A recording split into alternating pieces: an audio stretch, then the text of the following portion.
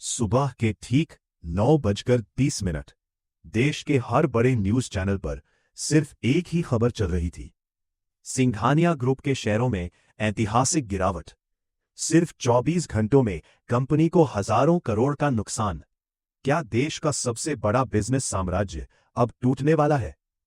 Social media पर अफवाहों का बाजार गर्म था। कुछ लोग इसे आर्थिक हमला बता रहे थे, कुछ इसे अंदरूनी गद्दारी और कुछ इसे सिंघानिया परिवार का अंत।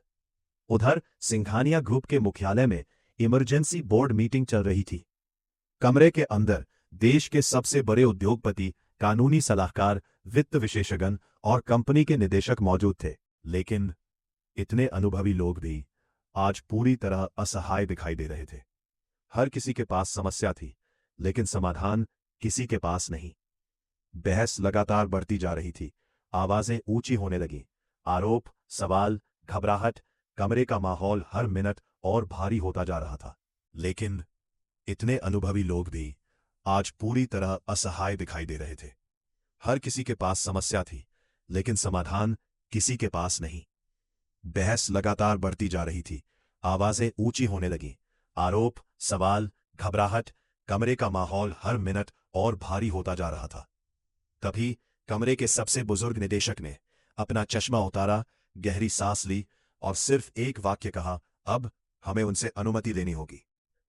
कॉन्फ्रेंस रूम में सन्नाटा छा गया। एक एक करके अधिकारी अपनी फाइलें इकट्ठा करने लगे। कोई कुछ नहीं बोला। कमरे में मंडरा रहा दबाव उस समय से भी भारी था जब मीटिंग शुरू हुई थी। आरव वहीं बैठे रहे। उनकी उंगलियां टेबल पर हल्की हल्की थपथपा रही थी। घबराहट से नहीं, सोच में डूबे होने की वजह से। कुछ क्षणों बाद वे खड़े हुए। योजना को आगे बढ़ाओ। अगर कुछ भी बदलता है तो मुझे तुरंत बताओ। जी श्री मल्होत्रा। अधिकारी सिर हिलाकर सहमति में बोले। जैसे ही आरव दरवाजे की ओर चले, राहुल उनके पास आया। सर, क्या आपको वाकई लगता है कि यह सिर्फ मार्केट मैनिपुलेशन है? आरव रुके। उनकी नजरें शहर की ओर जाने वाली कांच की दीवार पर टिकी रही। नहीं, वे बहुत धैर्यवान हैं। राहुल ने भौहें चढ़ाई। तो फिर उनका मकसद क्या है? आरव शांत स्वर में बोले। मैं उम्मीद कर रहा हूं कि मैं गलत हूं। बिना और कुछ कहे वे कॉन्फ्रेंस रूम छोड़कर चले गए। कार्यकारी फ्लोर असामान्य रूप से शांत था। कर्मचारी आरव के गुजरते ही उनका रास्ता छोड़ देते। उनमें से किसी ने भी उन्हें रोकने की हिम्मत नहीं की। वो अकेले प्राइवेट लिफ्ट में घुसा। दरवाजे धीरे धीरे बंद हुए। उस दिन पहली बार उसने अपना फोन निकाला। उसका अंगूठा एक नाम पर रुक गया, आर्यन। उसने कॉल बटन दबाया। फोन एक बार बजा, 2 बार, फिर कॉल कनेक्ट हो गई। दोनों में से कोई तुरंत कुछ नहीं बोला। आखिरकार स्पीकर से आर्यन की शांत आवाज आई। आरव, मुझे तुमसे मिलना है। आर्यन की आवाज में कोई जल्दबाजी नहीं थी। नहीं, लेकिन अगर मैं सही हूं, अब पर यह कुछ ऐसा नहीं है जिसे मैं फोन पर चर्चा करना चाहूं। थोड़ी चुप्पी रही। आर्यन समझ गया। कब? मैं रास्ते में हूं। एक और पॉज, फिर मैं घर पर रहूंगा। कॉल खत्म हो गई। कोई बेवजह की बातें नहीं, कोई एक्सप्लेनेशंस नहीं। दोनों भाई पहले ही काफी समझ चुके थे। आरव ने फोन फिर से अपनी जेब में डाल लिया। लिफ्ट के दरवाजे खुले। उसका ड्राइवर पहले से ही इंतजार कर रहा था। एस्टेट के लिए सर? आरव ने अपने पीछे खड़े ऊंचे हेडक्वार्टर को एक बार देखा, फिर सिर हिलाया। एस्टेट के लिए। काला सेडान चुपचाप रवाना हो गया। काले सेडान ने शहर की शाम की ट्रैफिक में धीरे धीरे चले। भीतर सन्नाटा। आरव ने अपनी कोहनी खिड़की के सहारे रखी और धीरे धीरे गुजरते शहर के नजारे को देखता रहा। वित्तीय जिला उसके पीछे धीरे धीरे गायब हो गया। ऊंची कांच की इमारतों के बाद शांत पेड़ों से घिरी सड़कें दिखाई दी। शहर की आवाज धीरे धीरे फीकी पड़ रही थी।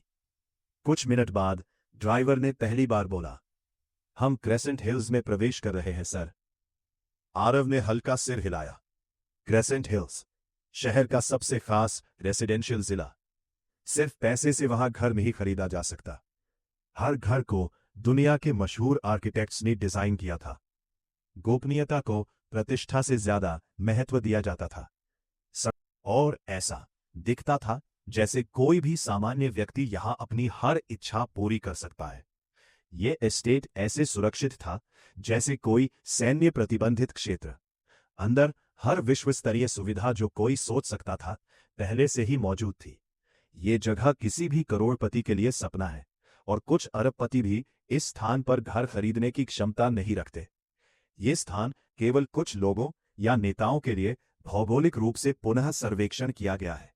इनमें से कोई भी अपनी शक्तियों से दुनिया को हिला सकता है। जब आरव की कार वहां पहुंचती है और अंदर प्रवेश करता है तो एडवर्ड आरव का स्वागत करने आते हैं। जब आरव कार से बाहर आते हैं तो थके हुए चेहरे के साथ वे बूढ़े व्यक्ति को नमस्ते कहते हैं। एडवर्ड ने आरव का चेहरा देखा और कहा कि तुम बहुत थके हुए लग रहे हो, अंदर आओ और एक पेय लो। तुम्हारी उम्र के ज्यादा लोग इस भार को अपने कंधों पर नहीं रखते, इसलिए थोड़ी देर बैठो और पेय का आनंद लो। फिर उन्होंने आरव को एक गिलास शराब दी। इसके बाद एडवर्ड दूसरी मंजिल पर गए और पुस्तकालय के कमरे के दरवाजे पर खटखटाकर प्रवेश की अनुमति मांगी। फिर लाइब्रेरी के कमरे से एक गहरी आवाज आई, हाँ अंदर आओ, ज्यादा औपचारिक मत बनो। उसकी आवाज गहरी और शांत थी। एडवर्ड कमरे में गया और कहा कि आरव सर आपका इंतजार कर रहे हैं। यह सुनकर आर्या ने एडवर्ड से कहा, ठीक है तुम पहले जाओ, फिर मैं थोड़ी देर बाद आऊंगी। 10 मिनट बाद आर्यन पहले फ्लोर पर आया और बार शेल्फ की ओर बढ़ा, एक बड़ी प्रीमियम विस्की ली और आरव के सामने बैठ गया। फिर कुछ सेकंड बाद आर्यन ने एक बड़ा घूंट लिया, आरव से आंख मिली और पीना शुरू किया। तो आपकी समस्या क्या है जो आपको मेरी दहलीज तक ले आई? एक सॉरी के बाद आरव ने कहा, हमारी कंपनी के शेयर किसी ने 18% गिरा दिए, हालांकि यह मेरा अनुमान था। आर्यन ने गंभीर चेहरे के साथ जवाब दिया, अब हमारा क्या मतलब है? वो तुम्हारी कंपनी थी, मैं तो ऐसा व्यक्ति हूं जिसे कोई जानता ही नहीं। यह सुनकर आरव मुस्कुराने लगे। तो तुम इसे नहीं भूले, 10 साल बाद भी इसे याद रखा। उस शब्दों के उसके पास पहुंचने का पल आर्यन ठिठक गया। एक भी शब्द उसके होठों से नहीं निकला।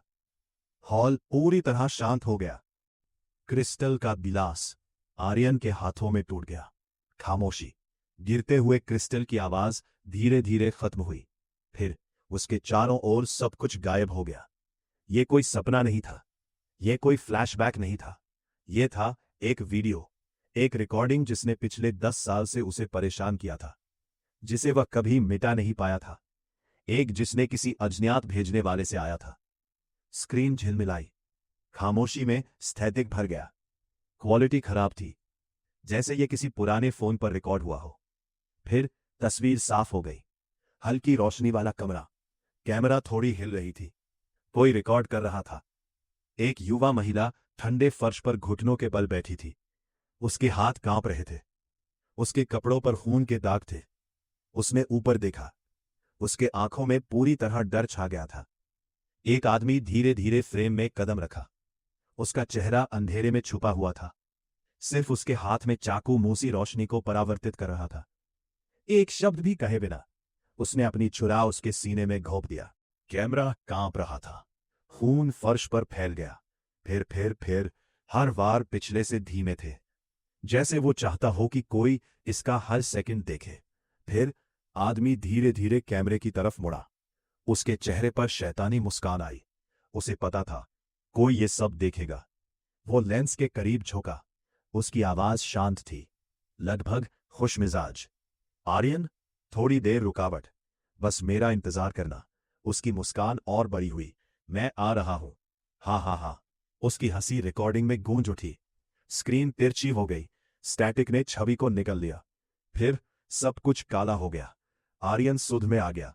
उसकी सांसें नियमित थीं, लेकिन उसकी आंखें सुनहरी लाल हो गई थी। वो धीरे धीरे आरव की ओर देखने लगा। उसकी आवाज शांत बनी रही, बहुत शांत। मैंने तुमसे कहा था कोई दिन का कभी जिक्र मत करना। कमरा खामोश हो गया। कमरा खामोश हो गया। आरव ने अपना सिर झुका लिया। उसकी आंखों में अपराध बोध था। मुझे माफ करना। कुछ सेकंड गुजर गए, उनमें से कोई भी कुछ नहीं बोला। अंत में आर्यन ने एक पल के लिए अपनी आंखें बंद कर ली। जब उसने उन्हें फिर से खोला, उसकी आंखों में लाल रंग लगभग गायब हो चुका था। छोड़ो। उसने फर्श पर पड़े टूटे हुए क्रिस्टल की ओर देखा। मुझे कंपनी के बारे में बता। आरव ने धीरे धीरे सांस ली और फिर सब कुछ बताना शुरू किया।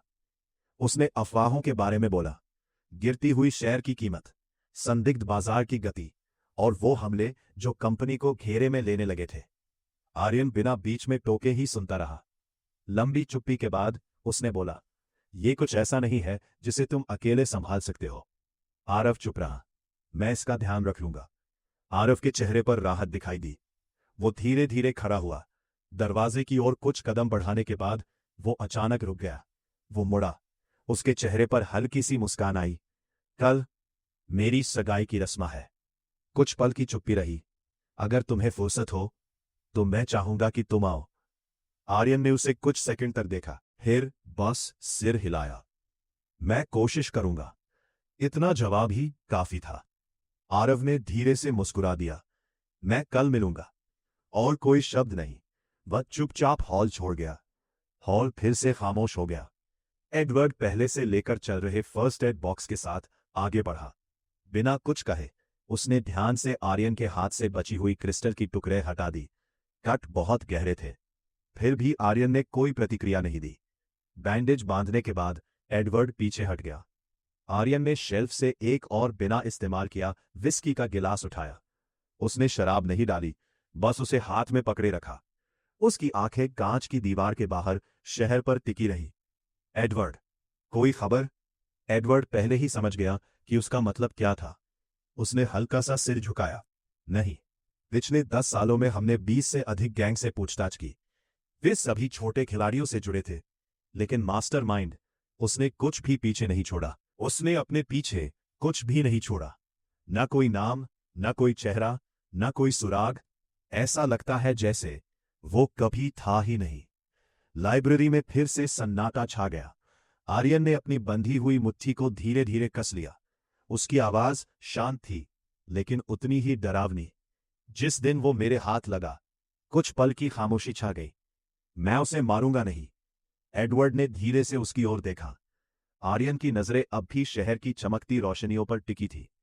मैं उसे ऐसी जिंदगी दूंगा कि वो हर पल मौत की भीख मांगेगा, और मैं उसे मरने भी नहीं दूंगा। लाइब्रेरी एक बार फिर पूरी तरह शांत हो गई। बाहर शहर अपनी रफ्तार में चल रहा था।